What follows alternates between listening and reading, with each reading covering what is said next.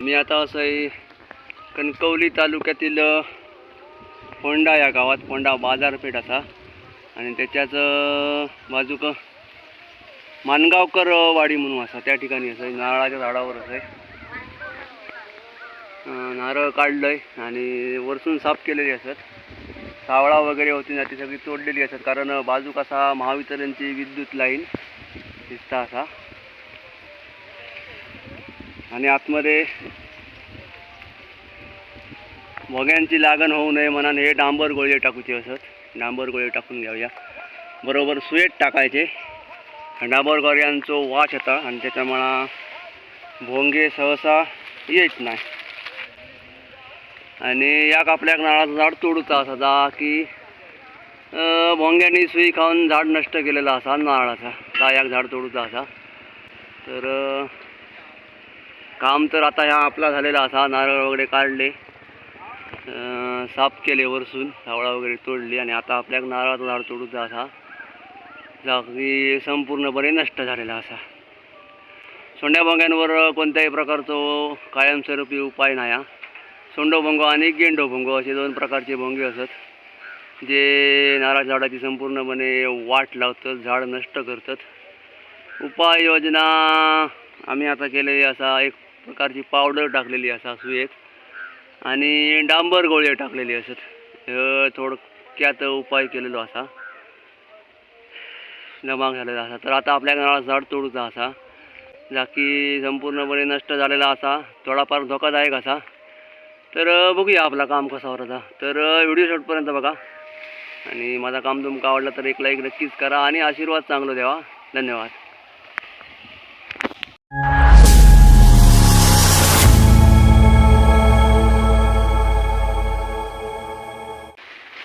तर ह्या असा नारळाचा झाड संपूर्णपणे नष्ट झालेला असा. आता भोंग्याने त्याची सुई खाल्लेली होती काय वीज पडलेली काय माहिती. तर ह्या आपल्याक आता तोडूचा असा. इकडे असा महावितरणची विद्युत लाईन, इकडे गडगो असा शिनेली, इकडे पडता नाही. कसं पाडायचं ह्याचा विचार असा कारण वरती त्याप कुरकुरीत झालेलो असा. दोरी टाकून बघूया कसा. दोरी टाकून आधी ओढूचो लागतलो, त्याच्यानंतर बघूया कसा काय. दोरी टाकून घ्यावया.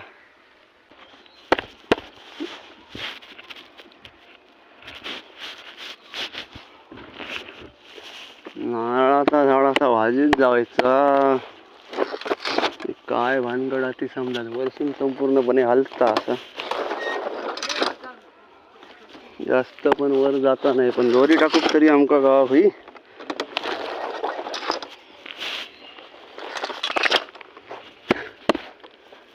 वरचा हलता की काय नाही, लाईनीर पडता नाही. आमचा स्वा व्हायचा आहे सर.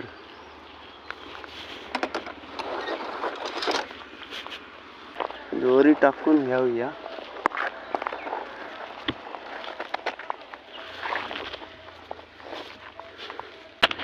वरती सगळा कुरकुरीत झालेलो असा.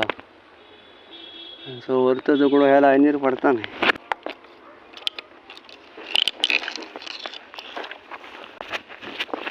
दोरी तर बांधली असा खाली उतराया आणि एकदा आधी ओढून बघूया.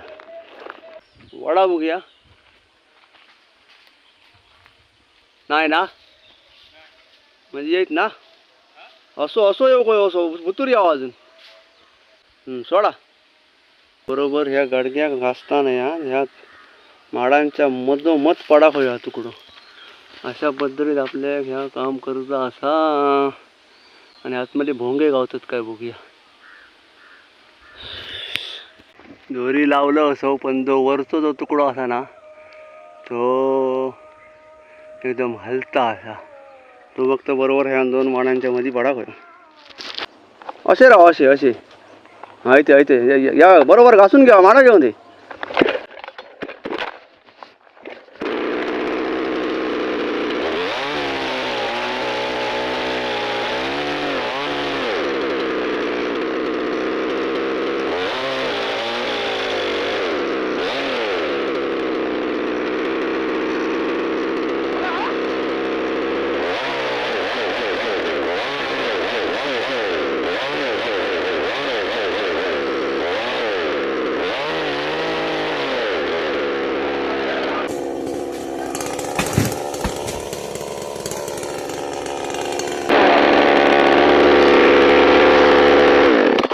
साप भुसभुशीत झालेलं उतरसून. तर ह्या नारळाच्या झाडाचा जो शेंडो होतो तो पाडलेलो असा बरोबर. महावितरणची विद्युत लाईन एक जरा टच झालो नाही असा आणि गडग्याक पण टच झालो नाही असा आणि संपूर्णपणे कुरकुरीत झालेलो वरसून. भोंगे म्हाका आतमध्ये दिसतं असं जसं वाटतं म्हाका कोणतरी असा पांढरा पांढरा दिसता. बघूया भोंगे असतले. तर आता हे जे तुकडे असतात ते बारीक बारीक करून घेऊया.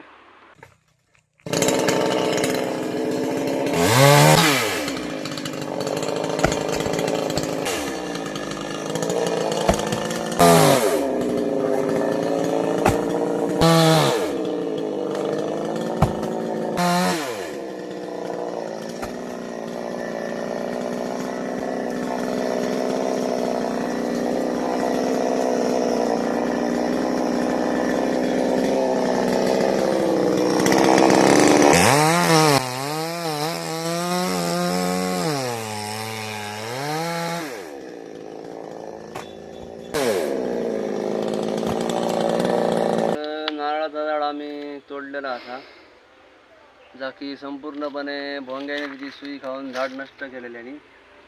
आणि प्रत्येक वेळात मी सांगत असते की अशी जर नारळाची झाडं जर सोंड्या भोंग्याने किंवा वीज पडान नष्ट झालेली असतील किंवा इतर कारणाने जरी नष्ट झालेली असतील तरी ही एवढी परिस्थिती होईल तर नारळाचं झाड ठेवू नको. कारण जर अशा पद्धतीत नारळाची झाडं झाली तर आतमध्ये भोंगे जे असतात ते प्रजनन करतात. सोंडो भोंगो किंवा गेंडो भोंगो. जवळ या. ह्याच्यात आमका किती अळे गावले होते बघा. हे आता कलच्या भोंग्याचे अळे असत, सोंड्या भोंग्याचे अळे असत. थोडे लाल दिसता त्या मनाने सोंड्या भोंग्याचे अळे असत. बऱ्यापैकी असत. 3 झाले, 4 झाले, अजून बरेच असतले आतमध्ये. आधी आपण दिसतात तेवढे घेऊया.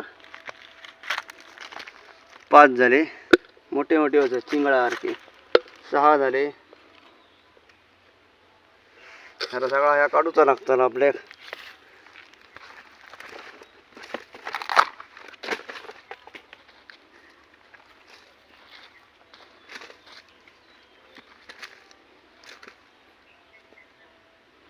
एक 7 झाली.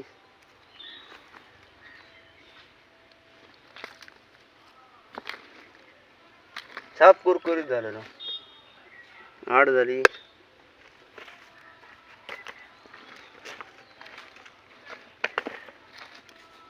9 आती बघा.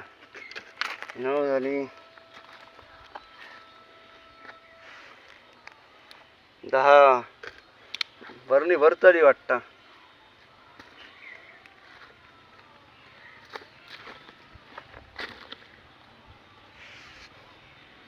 11 12 13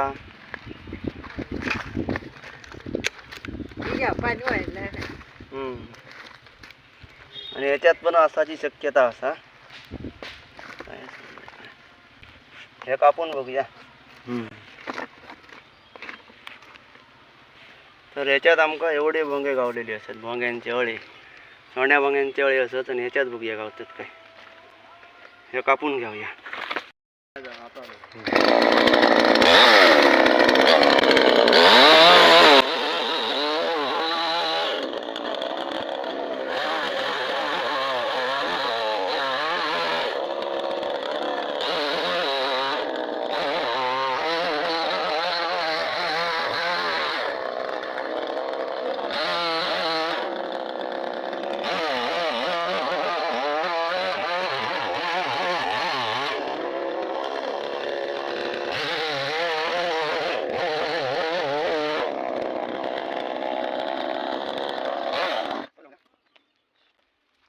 तुकडा होतो बघूया. याच्यात काय गावची असे वाटत नाही.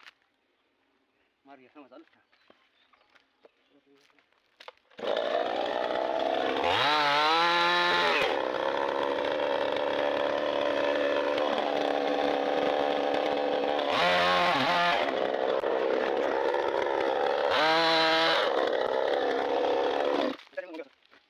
नारळाच्या झाडाची संपूर्णपणे वाट लावतात. हे बघा कसे आतमध्ये राहतात. ह्यांचं कामच असतं या खोड पोखरीत राहणं यांचा कामच आहे. संपूर्णपणे नारळाची झाडाची वाट लावते. हे गेली भरली ती.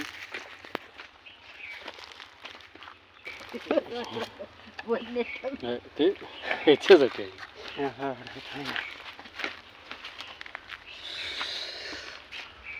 तर ह्या नारळाच्या झाडात आमका एवढे भोंग्यांचे एवढे गावलेले असत. माका थोडंफार संशय होतो की या नारळाच्या झाडात भोंगे असतले. आता हे जवळजवळ 15-20 असत. हे काही दिवसांनी प्रौढ असते, म्हणजे थोड्या दिवसांनी यांका पंख फुटणं असते आणि हे परत एका नारळाच्या झाडावरून दुसऱ्या नारळाच्या झाडावर जाणं असते आणि आपला प्रजनन करणं असल्याने परत एवढे घालणं असते आणि नारळाची झाडं नष्ट करणं असते. नारळाच्या झाडाची सुई खाणं ह्या त्यांचा एक मुख्य काम असा. आणि बऱ्यापैकी यांची पैदास आता शेवता बऱ्याच ठिकाणी मी जातोय, तर अशा पद्धतीत ही नारळाची झाडं मिलेली असतात. बऱ्याच वेळा मी सांगतोय की अशा पद्धतीत जर नारळाची झाडं लगावलेली असली तर जास्त दिवस ठेवू नको, तोडून टाका. नाहीतर हे अशा प्रकारे भोंगे आतमध्ये प्रजनन करतात.